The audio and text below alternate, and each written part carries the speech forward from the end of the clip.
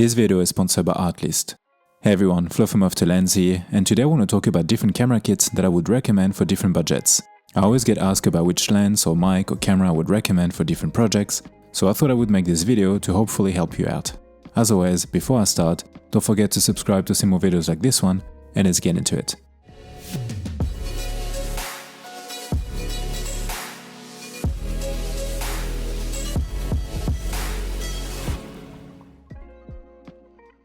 So first of all, let me briefly explain how I decided to do this.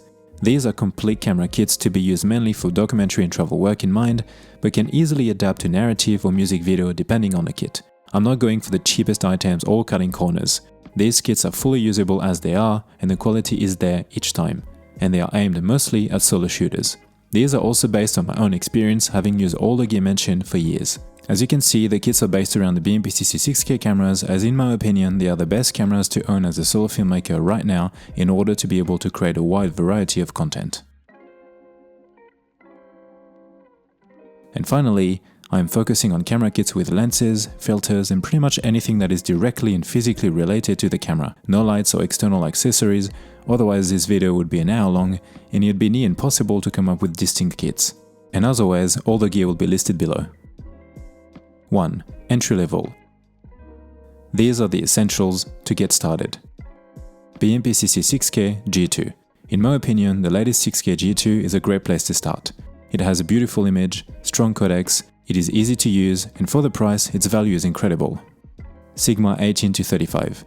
If I could recommend one lens for any EF or Super 35 sensor camera user, this would be it. Its very useful range and wide aperture allows you to pretty much shoot anything you want, and for the price, it is a no-brainer. Nisi VND.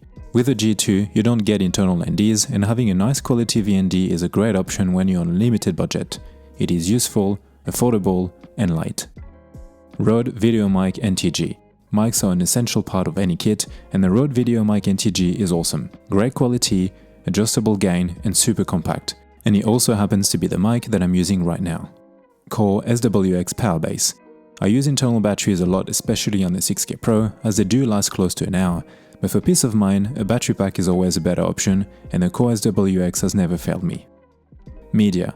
Samsung T7 Shield Portable SSD, 1TB. Although I use and prefer CFast cards, they are very expensive, so using a cheap SSD might be a better solution at the start. Small rig cage and handle. Whilst you can use a camera as is, adding a cage and a handle will allow you to mount your accessories and also protect your camera. The total amount for this kit is just under $4,000. Mid-range. This kit is more versatile and suited for longer and more varied shoots. BMP-CC 6K Pro. When compared to the G2, the Pro has internal NDs and a brighter screen. It still has the same beautiful image and specs, but in a slightly more versatile package. Sigma 18-35. The Sigma is still here due to its versatility and value. 70-200 f4 IS. For this kit, I decided to add a telephoto lens. Being able to cover both wide and tight shots is very valuable, especially in documentary work. This Canon is light and has IS. Meiki 25T2.1 S35. Now for this kit, I'm also adding a prime cinema lens. This is a great lens to add a bit more character for interview shots, for example, and also to experiment with shooting with prime and manual lenses. Alternatively, this lens can also be used to cover a whole project, as 25mm is super versatile. Small HD Action 5. Having a monitor with a 6K Pro and G2 is not essential, since the built-in screen is already very handy, but it does help. The Small HD Action 5 is affordable, light, and still very bright and packed with features. It reminds me a bit of my old Focus 5, just better.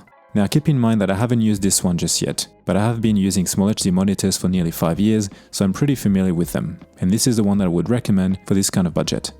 Nisi Swift System. Now even though the 6K Pro has internal NDs, being able to be more in control with a VND and also be more creative with mist filters can change the look of a project. That's why the Swift system is great. It is very well made, easy to use, and makes for a solid investment. It is perfect for someone that wants a high-quality filter set without having to spend a large amount of money in getting cinema filters, for example. If you want to know more about this, feel free to watch my full review. Rode Video Mic NTG. As before, the Rode Video Mic NTG still has its place in this kit.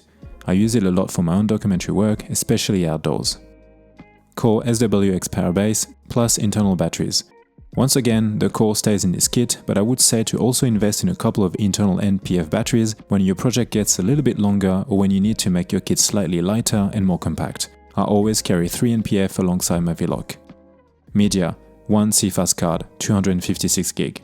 For this kit, I will also recommend to add a CFast card. They are pricey, but in my opinion easier and quicker to use than the SSD since they don't stick out. Samsung T7 Shield Portable SSD, 1TB. I still recommend to add the Samsung T7 Shield for backup as well as storage. Small rig cage and handle. Again, I would definitely keep the cage and the handle. Total amount for this kit is just over $7,000. And now a quick word about today's sponsor, Artlist. As a freelance filmmaker who shoots a lot of documentary and travel content as well as YouTube videos, finding quality music and SFX is essential. I've been using Artlist pretty much every week since 2018. The platform is super easy to use no matter what you're looking for. As an example, for music you can search by mood, instrument, genre or music theme, and for SFX you can look up transitions, impacts, weather, and more. I usually make playlists based on my projects and then add songs and SFX to them. Today I have more than 80 collections and I downloaded hundreds of tracks. And I love that you can actually download the file directly from the site, it only takes seconds. I truly think that Artlist is a great value for filmmakers no matter your type of work and how far you are in your career. It is even more interesting today with more affordable plans and the new Artlist Max that allows you on top of SFX and music to get footage, video template, plugins and even an editing software. Be sure to use the link in the description to get an extra 2 months when you subscribe to Artlist for the yearly plan. The Pro Kit. This kit offers more creative choice, a higher production value and is suited for bigger shoots. Again, this is aimed at solo shooters and based on my own experience. I could mention the Ursa 12K for example, but it is not a camera that I would personally recommend for solo shooters or for the type of work that I do. For this kit, we're keeping the 6K Pro, the Sigma 18-35 and the Canon 70-200 f4 IS. But instead of having just one prime cinema lens, we will add the whole kit, the Meiki Cinema Lenses kit, 18mm, 25mm, 35mm, 50mm and 75mm, for a total of just over $3,000. Having a set of cinema primes is always useful and enables you to fully be in control of your image. It also enhances the shooting experience. The Meikis have a beautiful image, are super nice to use, and for the price I think they should be considered for any 6K user. Feel free to watch my reviews. Small HD 702 Touch. This time for the monitor, I recommend a bigger and brighter one. I love my 7-inch monitors and this 702 is a perfect mix of size, price and features. Full disclaimer, I actually just broke my Focus 7 and this is the one that I'm replacing it with, so this is the one that I would recommend. Nisi Cinema Filters. For high-end projects, having a kit of cinema filters will make a big difference. I've had this Nisi set for years now and I love them. They are pricey but worth it. I personally recommend the 0.9 and 1.8 IRNDs as well as the MIRS filter to start with. Mattebox Small Rig Lightweight. Cinema filters equal Mattebox, and this small rig is very versatile for the price since you can use 2 filters.